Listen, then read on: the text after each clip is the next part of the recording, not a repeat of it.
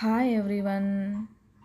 ఈరోజు special recipe వచ్చేసి కొత్తిమీర రైస్ అండి. చాలా సింపుల్గా చేసుకోవచ్చును.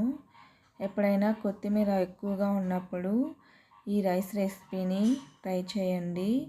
లేదంటే ఇంట్లో కూరగాయలు ఏమీ లేకపోయినా కొత్తిమీరతో సింపుల్గా ఈ రైస్ చేసి పెట్టచ్చు.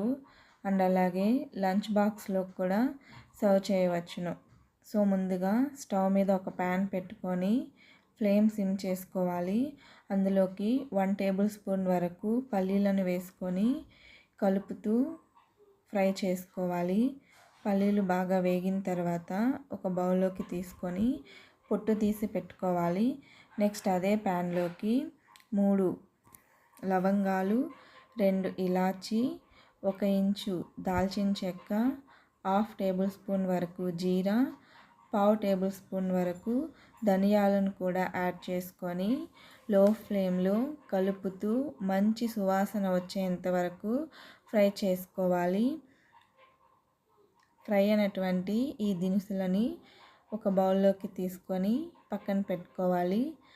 నెక్స్ట్ ఒక మిక్సీ జార్ తీసుకొని అందులోకి పొట్టు తీసి పెట్టుకున్న 6 గార్లిక్, 1 ఇంచు జింజర్, 1 కప్పు వరకు క్లీన్ చేసి పెట్టుకున్న కొత్తిమీర, అండ్ అలాగే కారానికి తగినన్ని పచ్చిమిర్చి, 1 టేబుల్ స్పూన్ వరకు వాటరు, ముందుగా ప్రిపేర్ చేసి పెట్టుకున్న మసాలా దినుసులను యాడ్ చేసి ఫైన్గా పేస్ట్ చేసుకోవాలి.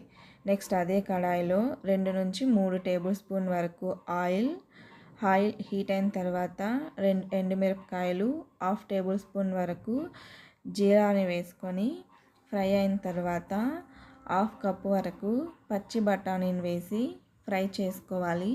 మీ దగ్గర పచ్చి బఠానీ లేకపోతే ఫ్రోజన్ బఠానీని కూడా యూస్ చేసుకోవచ్చు.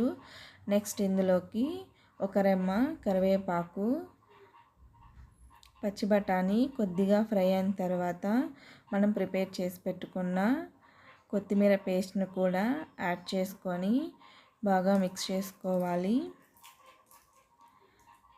తరువాత మూత పెట్టి ఆయిల్ సపరేట్ అయ్యేంత వరకు కుక్ చేసుకోవాలి. ఆయిల్ సపరేట్ అయ్యేంత వరకు కుక్ చేసుకుంటేనే కొత్తిమీర అనేది చక్కగా కుక్ అయ్యి స్మెల్ అనేది రాకుండా ఉంటుంది. ఆయిల్ రిలీజ్ అయిన తర్వాత ఒకసారి బాగా కలుపుకోవాలి. నేను ఇక్కడ కుక్ చేసి పెట్టుకున్న రైస్ని 2 కప్స్ వరకు తీసుకున్నాను. లెఫ్ట్ ఓవర్ రైస్తో కూడా ప్రిపేర్ చేసుకోవచ్చును.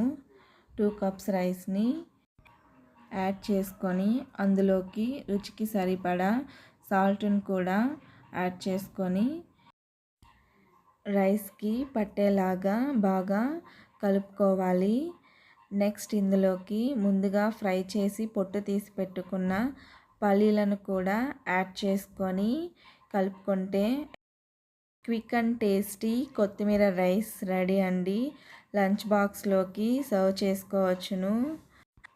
అండ్ అలాగే లెఫ్ట్ ఓవర్ రైస్తో కూడా ప్రిపేర్ చేసుకోవచ్చును. లేదంటే ఎప్పుడైనా రైస్ రెసిపీని తినాలంటే ఒకసారి ఈ కొత్తిమీర రైస్ని ట్రై చేయండి. Thank you for watching.